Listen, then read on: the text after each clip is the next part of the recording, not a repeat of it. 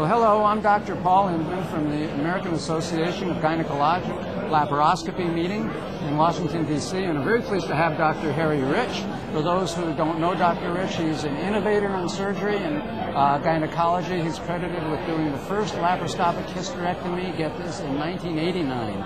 Now, Harry, we were talking 1988. before... 1988. There we go. They were wrong on the slide. They were. You were saying there are some things that women should know about getting treated for endometriosis. Well, it's very hard to get treated for endometriosis in the United States today. I believe a lot of it is a reimbursement issue.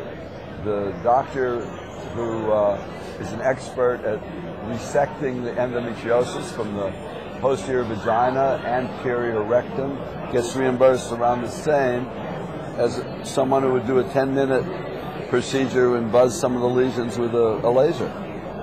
Well, I mean, I see people treating endometriosis all the time. I'm in the operating room, I see endometriosis, and they take something called an argon beam and wave it over the surface of it, and they treated it. What do you think of that? Doesn't work.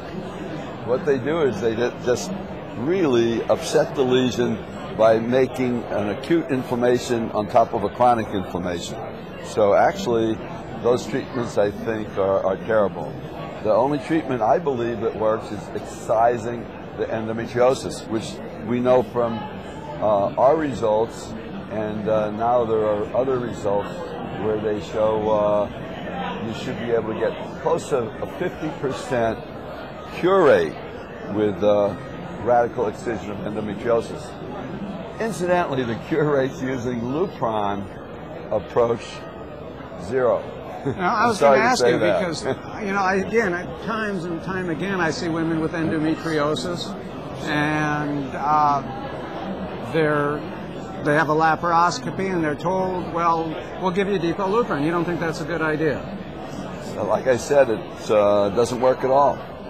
So why aren't gynecologists learning how to do this surgery? Now, I know a number of people who are doing aggressive endometriosis surgery in my area are not, for reimbursement reasons.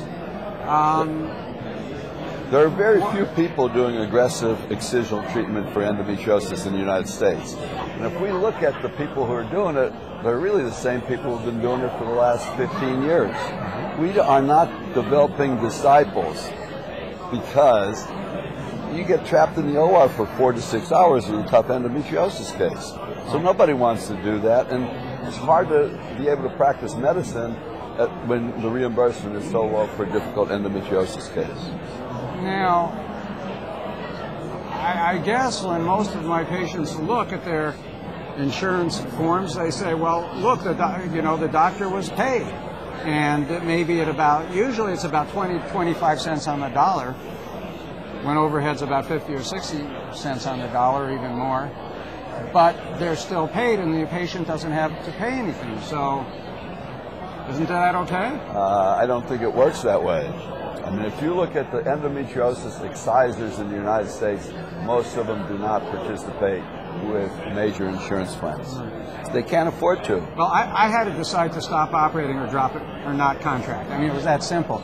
Because if I stayed contracted, I told people, this is what operation you need, but the only thing I can afford to do is a hysterectomy, because I can't afford it anymore. I'm paying my staff more per hour than I'm getting paid for doing surgery, at which point you go under. Hysterectomy is the worst treatment for endometriosis. This concept of removing a normal uterus and leaving the disease in most cases behind on the rectum just doesn't work. These people end up having more pain after the hysterectomy than beforehand.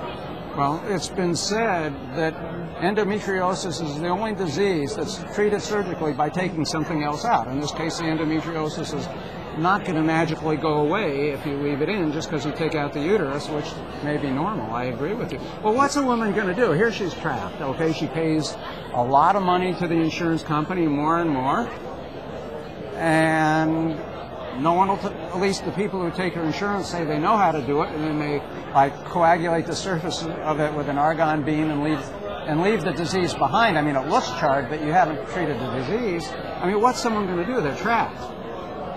It's a very difficult situation. The other major problem that we see more and more today is doctors doing supracervical hysterectomies and taking out ovaries and leaving the cervix full of endometriosis and stuck to the rectum behind. I mean, those poor patients are going to need major treatment at some point in their future, very frequently involving a bowel resection. Well, again, there you're talking about leaving the endometriosis and take something out that's easy to take out. Well, I mean, you can take out the gallbladder too, but it's not going to make the endometriosis that you leave in the rectum go away. So correct. You got to take out the disease. I don't know of any answer. This, I mean, obviously is a political issue. Healthcare in the United States is an embarrassment, and often women's healthcare lags way behind for equivalent procedures in men. Can you think of anything other than taking political action here, or what's a woman going to do?